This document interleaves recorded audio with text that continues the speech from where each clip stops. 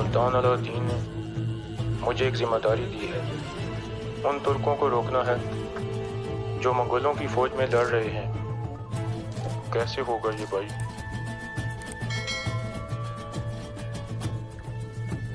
ओगुस खान की मोहर है ये। तो तुम्हारे पास ओगुस खान की मोहर है।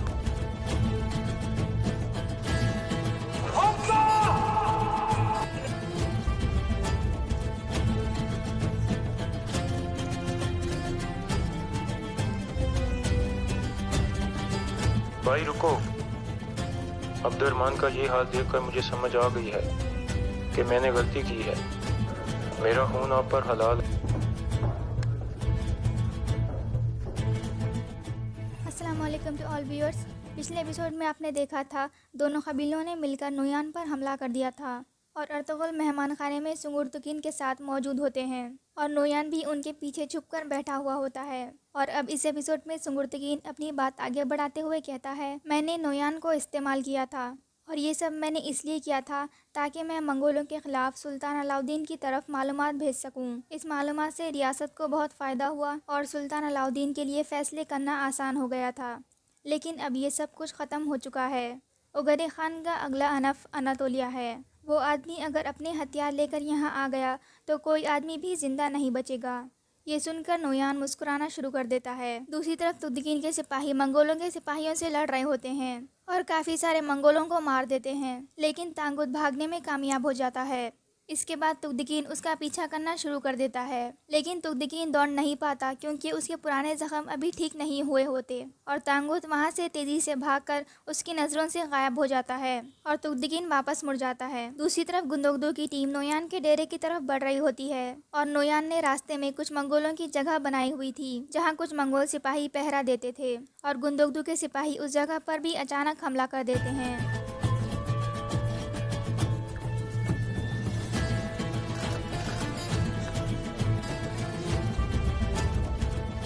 इसके बाद वो आगे बढ़ने लगे और वहाँ एक मंगोल सिपाही मरा नहीं होता और ऐसे जाहिर करता है जैसे वो मर गया हो और एक सिपाही जैसे ही उसके पास से गुजरता है वो उस पर हमला कर कर उसे शहीद कर देता है और इस पर गुंदोगदू ने फ़ौरन अपना खंजर निकाल कर उसको मार दिया।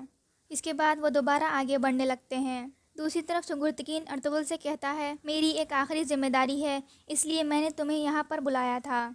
अर्तुगरुल कहते हैं, मैं रियासत के लिए कुछ भी करने को तैयार हूँ। फिर सुंगुर्तुकीन कहता है, सुल्तान अलाउद्दीन ने मुझे एक जिम्मेदारी दी है। उन तुर्कों को रोकना है जो मंगोलों की फौज में लड़ रहे हैं। कैसे होगा ये भाई?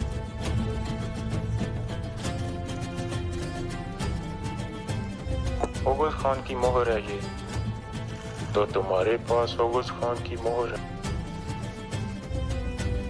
सुल्तान अलाउद्दीन के मुताबिक ये मोहर उनको खींचेगी और उनके साथ भाईचारे को मजबूत करेगी। ये मोहर उनको याद कराएगी कि वो हकीकत में कौन है। फिर वो मंगोलों की ग़ुलामी छोड़ देंगे और मंगोलियन फ़ौज तकसीम हो जाएगी।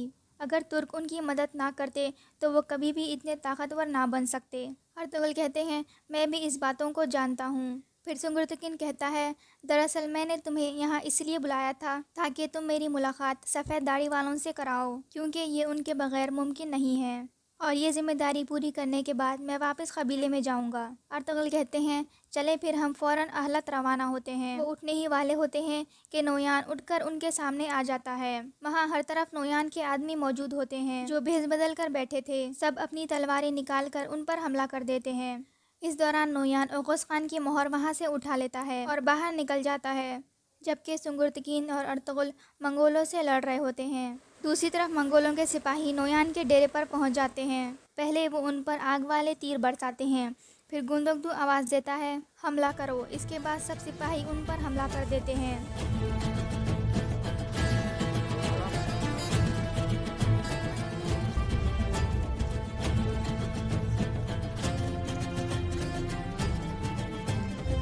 दूसरी तरफ अर्तुगरुल और सुंगुर्तुकीन भी लगातार मंगोलों को मार रहे होते हैं और नोयान मोहर लेकर वहाँ से भागने जा रहा था, लेकिन इतने में अर्तुगरुल बाहर आ जाते हैं और नोयान घोड़े पर सवार होता है और मोहर उसके हाथ में होती है। फिर अर्तुगरुल ने अपना खंजर सीधा उसके हाथ की तरफ फेंका और मोहर नीचे गिर जाती है।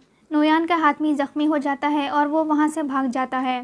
अर्तुगरुल मोहर उठाकर वापस अंदर चले जाते हैं। अंदर सुंगुर्तुकीन मंगोलों से लड़ रहा होता है। दूसरी तरफ गुंदोगदू के सिपाहियों ने नोयान के डेरे पर सारे मंगोलों को मार दिया था और वहां मुकम्मल जीत हासिल कर ली। इसके बाद गुंदोगदू हमजा की तरफ बढ़ता है।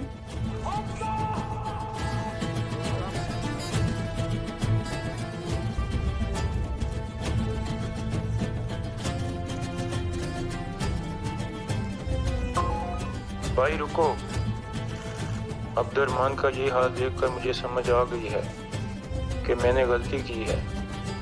मेरा खून आप पर।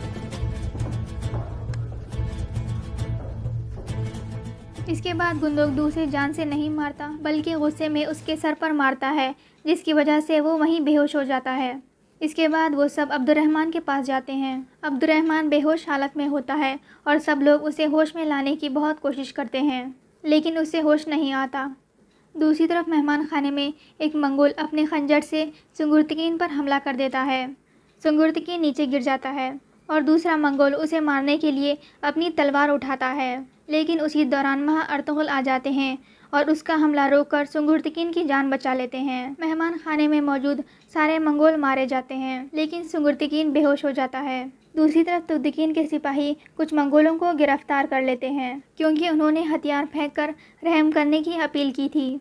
तुगदिकीन कहता है, हम इनको कैदी बनाकर कबीले में ले जाएंगे, हो सकता है ये हमारे किसी काम आ जाएं। फिर वो सब इस जीत की खुशी में अल्लाह अकबर के नारे लगाते हैं। दूसरी तरफ कबीले में इफ्रासियाब का आदमी सोना लेकर पहुंच जाता है। इफ्रासियाब उससे पूछता है, क्या नोयान के बारे में कुछ खबर है? वो आदमी कहता है, कोई खबर नहीं है। इफ्रासियाब उससे कहता है, तुम कबीले में ही रहो और मेरे अगले हुक्म का इंतज़ार करो। दूसरी तरफ सुंगुर्तुकीन को होश आ जाता है और अर्तुगरुल उसे सहारा देकर घोड़ों की तरफ ले आते हैं और उसे एक घोड़े पर सवार कर देते हैं और कबीले की तरफ रवाना हो जाते हैं। दूसरी तरफ कबीले में इफ्रासियाब कुरकुत बेग के पास जाता है और उन्हें बताता है कि सोना आ गया है। कुरकुत बेग कहते हैं, ठीक है, तुम गुंदोगदू के कहने के मुताबिक सोना ले आए हो, इसलिए अब आप ख़रीदा हुआ माल ले जा सकते हो। इफ्रासियाब कहता है, सुबह तक मेरे आदमी माल इकट्ठा कर लेंगे और हम यहाँ से चले जाएंगे। उसी दौरान तुगदिकीन और गुंदोगदू अपने सिपाहियों के साथ कबीले पहुँच जाते हैं। गुंदोगदू हमजा को गिरफ्तार करके ले आता है। कबीले के लोग उसे गद्दार कहते हुए पत्थर मारना शुरू कर देते हैं और गुंदोगदू और उसके दूसरे सिपाही लोगों को रोकने की कोशिश करते हैं। फिर गुंदोगदू सब कबीले के लोगों से कहता है कि हमजा मेरा सिपाही है और मैं कबीले के सिपाहियों का इंचार्ज भी हूँ, इसलिए इसको सज़ा देने का हक़ सिर्फ मुझे है। इस पर सारे लोग रुक जाते हैं। अब्दुर्रहमान को भी ज़ख्मी हालत में कबीले में लाया जाता है और कुछ सिपाही उसे अर्तुग बेग के खैमे में इलाज के लिए पहुंचा देते हैं। इसके बाद अर्तुग बेग अब्दुर्रहमान को चेक करते हैं और कहते हैं, मुझसे जो कुछ हो सका मैं करूंगा, लेकिन आप लोग उम्मीद ना छोड़ें। इसके बाद सारे सिपाही वहां से चले जाते हैं और अर्तुग बेग अब्दुर्रहमान का इलाज शुरू कर देते हैं। इसके बाद अब्दुर्रहमान को गिरफ्तार करके पिंजरे वाले खैमे में ले जाया जाता है। इस दौरान हमजा की नज़र ताजिर इफ्रासियाब पर पड़ती है और वो चौंक जाता है, क्योंकि उसने ताजिर इफ्रासियाब को नोयान के डेरे पर देखा होता है। फिर हमजा को कबीले की जेल में बंद कर दिया जाता है।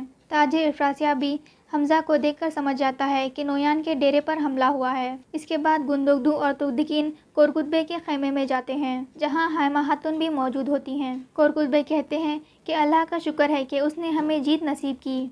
इस पर गुंदोगदू कहता है, बिल्कुल, हम जीत कर आए हैं, लेकिन हम नोयान को नहीं पकड़ सके। कुरकुत बेग कहते हैं, अगर आप शेरों की तरह ऐसे ही खड़े रहोगे तो अल्लाह की मदद से एक दिन उसकी भी लाश ज़रूर लेकर आओगे। हायमा खातून कहती हैं, नोयान अब अपने आप को आसानी से नहीं संभाल सकेगा। फिर वहाँ मौजूद लोग गुंदोगदू जिंदाबाद और तुगदिकीन जिंदाबाद के नारे लगाते हैं और यहाँ ये एपिसोड ख़त्म हो जाता है। मज़ीद एपिसोड देखने के लिए इस वीडियो को लाइक कर दें और चैनल को ज़रूर सब्सक्राइब करें।